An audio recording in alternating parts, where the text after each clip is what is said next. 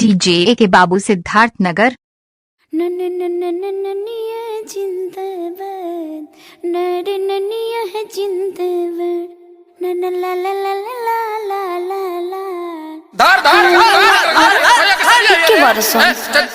चल भैया बोली। अरे छोड़ ओहो चलते न बने आदिशक्ति फिल्म्स।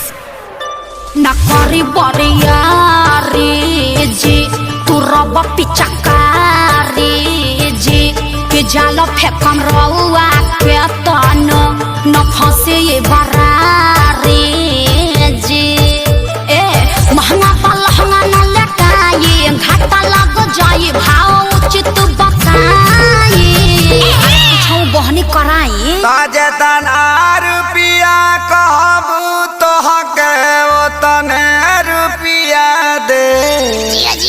सुन साली हो अब हवा कैसे पसेरी 2 रुपिया हो 2 रुपिया 2 रुपिया हो 2 रुपिया चोली रंगाई दे 2 रुपिया हो चोली रंगाई दे 2 रुपिया हो साया रंगाई पौने 2 रुपिया चोली रंगाई दे 2 रुपिया रे साया रंगाई पौने 2 रुपिया। आए विवेक जी तनी बेंजू पेरी तो जो खपे चुका रहिया से खोदी जन पता न जनो जाई जे जागे कि जाना वहां जाई जे जागे तो हट दोसरा के धनवा जनो वहां जाई जे जागे।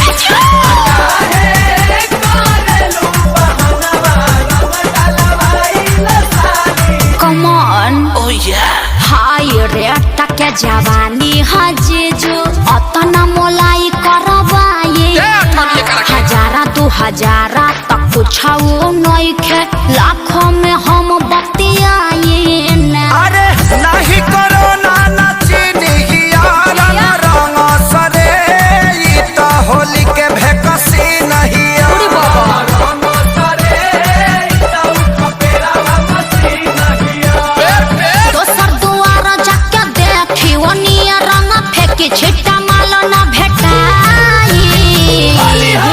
अरे कहता आधा काठा लिख दे हबखे अरे पूरा लिख दे बाकी डालब भर पे।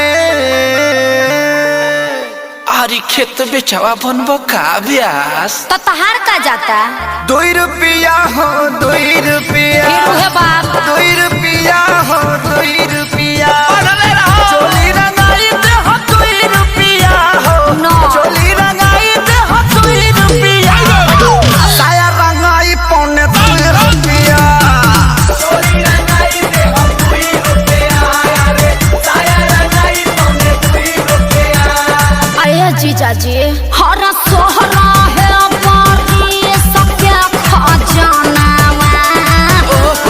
पर बहजी जहाँ तू ने हम अरे कौन पानी फेंकता रे एकरा बहिन का बढ़िया देव।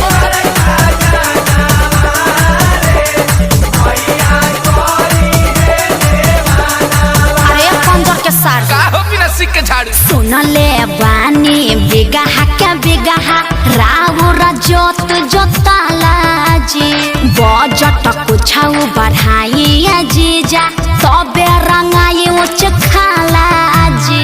खाली पैसा पैसा तू कइले बारू सुन साली हमारा अभिले न कुछ रंगवइले बारू साली हमार गोरी किस्म से नाच खइले घेरा खइबा लोग अखिलेश खेसारी न पोल्हाई आका श्याम के बोलाई रंगाई आई लगा गुरु का मजा दिहन अरे जुगु जुगु जिया साली लाख बारी होली खेले गइलू सी। आये जीजा जी खूब जियत रही अपने ढारत रही अपने पियत रही तहार के पी है 10 टकियावा दी ना बाल्टन के आओ अभा 2 रुपिया होते हम 2 रुपिया हाँ 2 रुपिया होते हम 2 हाँ रुपिया तो वो दे ये जो चोली रंगाई दे 2 रुपिया हो चोली रंगाई दे 2 रुपिया हो साया रंगाई पौने 2 रुपिया। कौन फेंकता रे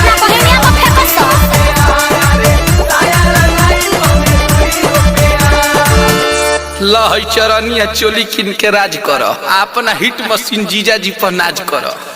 डीजे ए के बाबू सिद्धार्थ नगर।